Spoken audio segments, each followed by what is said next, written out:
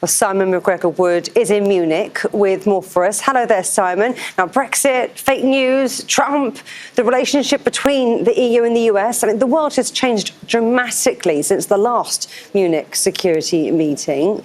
Did Mattis give the reassurance that Europe was looking for in his opening address?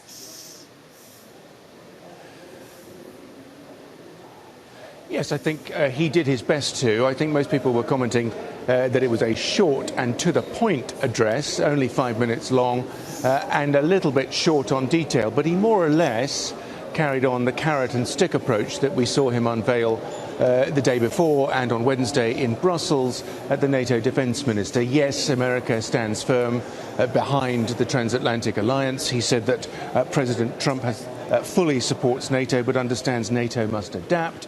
He reaffirmed crucially the centrality of Article 5. He said Article 5 is a bedrock commitment. That's the article, Juliet, that says if one member gets attacked, everyone must leap to that member's defence. So a strong commitment on that. But again, as you said in that, as you heard in that clip, the very notion that now is not the time for the Europeans to sit back. They have to step up to the plate.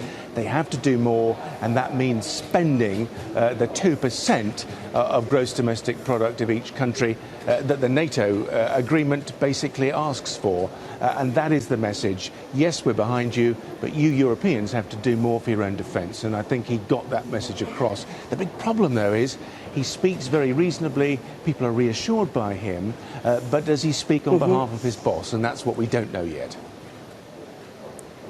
It's interesting you say that because, of course, Merkel and Trump had a very bumpy start. So it's going to be interesting, too, to see how the US-German relationship develops at this meeting. I mean, when the German foreign minister spoke, did he give any clues about relations there?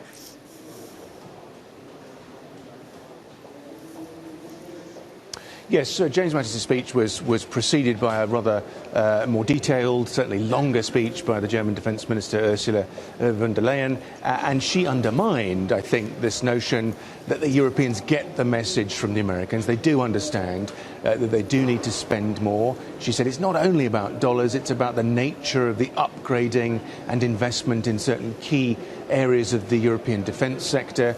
She spoke eloquently about the need for the Europeans to do more cooperation. She did say that the Germans have put in place a very detailed plan to spend more, and similar plans exist in NATO members across Europe. One slight swipe I felt at the Americans. She said this is a very important alliance, but it is one that is based on common values. For example, we don't do things like torture, we are nice to refugees, we don't discriminate against people for their religion or faith. And she said also that you can't be as nice to countries like Russia, she didn't mention them by name, as you are to NATO allies. I think clear references there that yes, the Europeans are prepared to do more for NATO, but we have to reaffirm the bonds, the values that keep the alliance together. I think a warning there to Defence Secretary Mattis's boss back in the White House that yes, we will cooperate as long as you adhere to the values that have always kept us together. Simon, it sounds like it's going to be a pretty exciting, interesting conference. Look forward to hearing more from you later on. Thank you.